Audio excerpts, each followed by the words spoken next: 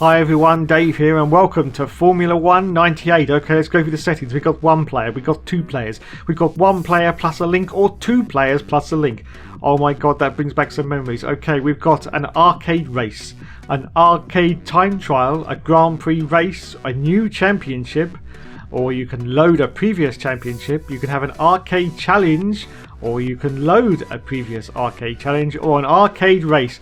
Okay, so let's go straight into the Mario Kart mode. Of course, the arcade mode in Formula 1 98, which unfortunately is the best mode in the game. It's very, very colourful. The handling is pretty much spot on, and you have lots of fun trying to beat the timer and trying to get past the cars of the day, which of course were the McLarens and the Ferraris.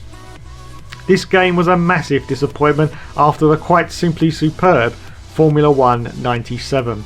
I have gone into great detail in previous videos about why this game failed, but basically the developers of Formula 1 97, Bizarre Creations, decided not to do a third game, and so they asked Reflections, of course the developer of the Driver series, but they turned them down. So basically they had to find a brand new team to start this game from scratch and get it ready to get into the shops in 6 months.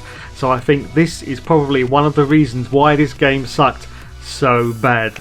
And here is my experience of the game. Back in 1998, of course, there was basically no internet, or it was in its infancy, so the only way you could complain about these games was through magazines, and one of those magazines I used to buy for the PlayStation was called Play Magazine.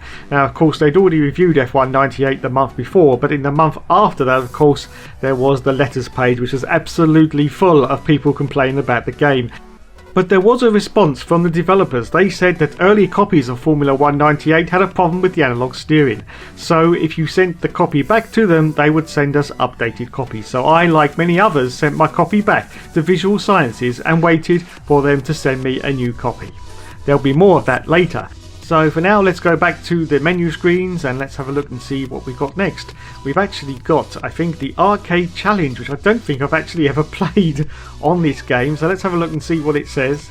At the moment we're Mika Hakkinen, I do believe. We're at Germany. I presume if I press the info button, it'll tell me exactly what the challenge is.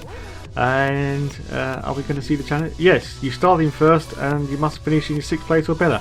Well, there you go. So that's the challenge. I actually went and completed that challenge and went on to the next part as I was Michael Schumacher, and this time I must start in second. So you know the routine. It goes on and on and on for quite a long time. So that's the Arcade Challenge, a mode I didn't even know existed. Okay, let's go to the game options now. In this game, as we scroll up to the top, you can adjust the music volume, of course, you can adjust the sound effects, and of course you can adjust the commentary volume. Of course, for this year you may want to switch that off because Murray talks absolute gibberish. Okay then, you can also for the first time adjust the settings for the controller, and yes, for the first time we now have full analog control for the accelerator, the brake, and for turning left and right, and we can switch the vibration on or off because this of course is 1998 when we had the DualShock controllers. Okay, let's go on now to more of the options. You can have lens flare on or lens flare off. You can rotate the map, you can have it scrolling, and you can also zoom the map in. That of course is the track map that goes around as you're going around the track. Okay, you can also have the racing line on, or you can have it off. You can have the display in miles per hour or kilometers per hour. You can have the replay as action or extended, or the aspect ratio as 4:3 or 16:9. Okay, let's have a look at some of the other options you can get. You can adjust the screen alignment, which I said in the last episode is really handy because it used to chuck the screen either off to the right or to the left hand side, and you could centralize it. Okay, now we've selected the Grand Prix mode, the worst part of the game, and we now should be able to go into a quick race now, and it looks like we're going to be Michael Schumacher and we're at Australia, and once again there's a flyby of the circuit. The first is a fast chicane through the Brabham and Jones stands.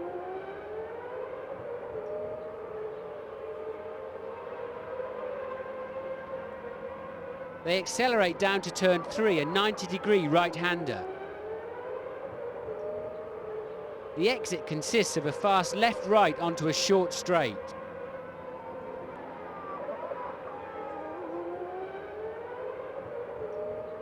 Then it's hard on the brakes for a right-hander towards the louder stand at turn.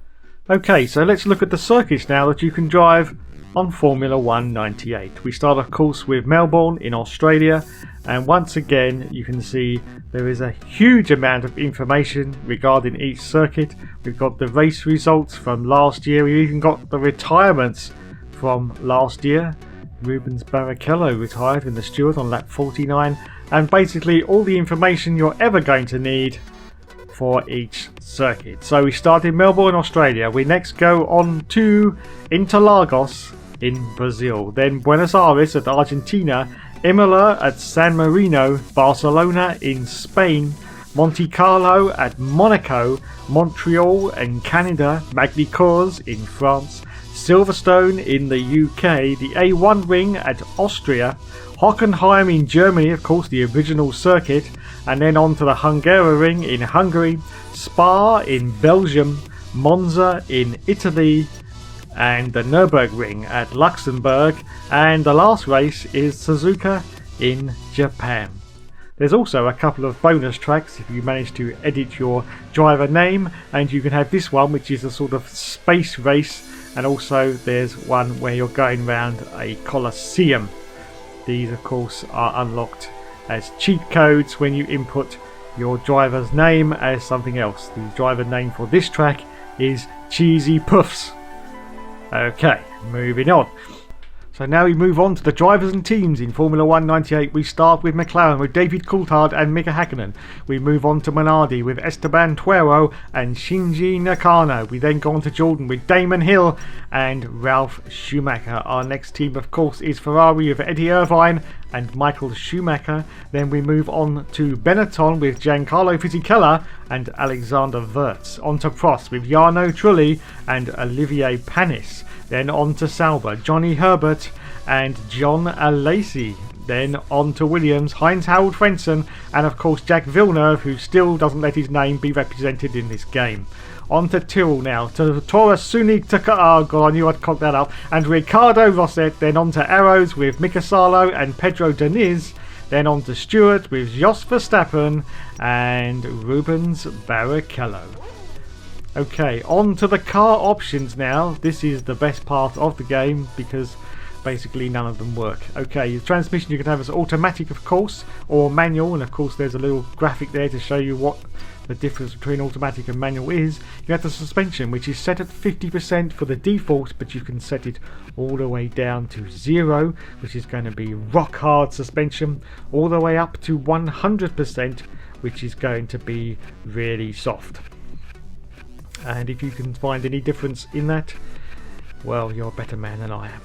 Okay then, on to the brake discs now, which are defaulted I think at 20mm, no 10mm, and you can set them down to 0mm, which actually makes absolutely no sense whatsoever. And you can also push them right back up to I think it's 25mm, maybe more than that actually. It's 20, there you go, 20mm for the brake discs. Okay, the brake bias of course you can push to the front or to the back, or basically not bother one little bit, because as I've said, it makes absolutely no difference to the handling of the car.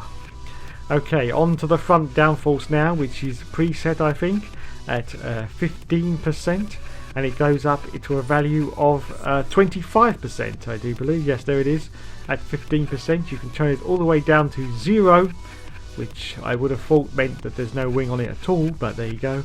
And you can set it all the way up to 25%, which is what we're going to run here because we're going to be racing at Monaco. And of course the same for the rear downforce of course. We can also run that from 0 up to a percentage of 25%. Which, as I've just said, as we go into Monaco, we're going to push it all the way up to the end of the scale. Okay, on to fuel load now, which is default at 50%. You can turn that all the way down to 10%, all the way up to 100%. And if you can work out how many laps that means you can get out of a tank, well, you're a better mathematician than Stephen Hawking. Okay, on to the gears. You can have auto select or normal. You can have high ratio or low ratio gears. Onto the tyres now. You can have dry tyres. You can also have intermediate tyres or wet tyres for your car. You can also load or save the options. And now we'll go on to the actual race options. You can have a full race. You can have 20 laps, 12 laps, 6 laps or 3 laps. You have the skill at easy, medium or hard. You can have the steering assistance, of course, on or off. And you can have the braking assistance on or off as well. You have the weather is now fine, rain, variable or random. And don't worry, none of that works either. The damage you can have on or off. We're going to have it on for demonstration purposes. Failures we're also going to have on or off. You can have tyre wear on or off. We're going to put that on as well. And the fuel depletion we're going to put on. And the flags, of course, we're going to put on as well. So here we go then. This is a Grand Prix race at Monaco. I'm starting from the back. And oh my bloody good gold. The cars seem to slow down a huge amount, and as you can now see, the graphics on this game are quite frankly appalling. The backgrounds pop in and out like a light bulb, which is just about to fail. As you can see, there it goes. Look, there's the buildings. Oh my goodness, how could they have got this game so wrong? Well, of course, I think the 6-month development cycle may be the reason. Anyway, back to my story that I said earlier about returning my game to Visual Sciences. Anyway, just before I returned the game, I actually put a little marker pen dot on the front of the disc. 5 days later, as you can also see on the screen now, I've just lost my front wing because the handling on this game is absolutely atrocious. And at Monaco it shows it up even more, because you need some tight corner steering and there's just no steering basically. We're going through the tunnel now and oh my god, just look at the polygon tearing as we go through the tunnel. It's really bad. Anyway, so 5 days later I actually got back my copy of F1 98. I was really excited. I cannot tell you how excited I was. But now wait, we're going in for a pit stop now. I've managed to lose my rear wing as well in the process. Now wait, you're going to be in for a real treat now as we look at the motion captured pit crew as we come in for our stop. And just oh my goodness, it's like CGI. I can't tell any difference between this and a Marvel film. It's oh my god. Why aren't we moving? Hello? Why aren't we moving? Oh, it seems I have to actually press the button to get moving. Oh my goodness, I've got a pit lane speeding penalty as well. I don't believe it. Oh dear. Anyway, let's restart the race and perhaps I can show you some of the other problems that the game has got. You will see the Lego cars right in front of you. Yes, the cars' liveries actually flick on and off at random if there's too many on the screen at once. As you will see as we go into the first corner now. Oh dear. Oh dear. Oh dear. Anyway, so I excitedly put my disc back into my PlayStation, waiting for the superb analog steering to work. And guess what? It was exactly the same as the last version. Anyway, we're going through the views now. As you can see, that was the furthest out view. We've gone down to the chase view now. We're going to change to another view as I go around the corner now, as I crawl around this corner because the steering is absolutely terrible. The AI are absolutely ridiculous. They just drive all over the circuit. They do not know where they seem to be going. As we flick to another view now, that's a little bit higher up. We're going back down to the chase view. I think I may be going the wrong way, the chase view. I think I've got it now. Okay, so that's a little bit closer to the car. The next one should be the wing view, I do believe. Yes, there it is. There's the nose cam view. And then, of course, the best view of all is the cockpit view, which we're going to go into now.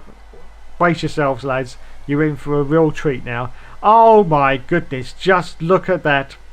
There's the cockpit view. Have you not seen a game any better than that? Anyway, so I took my disc out of my machine and checked the top of it, and guess what? It still had the black dot on it. So basically, they just sent the game back to me. Of course, I was pretty naive in those days. I thought, well, perhaps they wiped the disc and yeah, okay. No, they just sent it back. Anyway, I always believe there's a problem with the analog steering. So here is steering with the analog controller. And now for the beauty of editing, I'm now going to steer with the digital pad.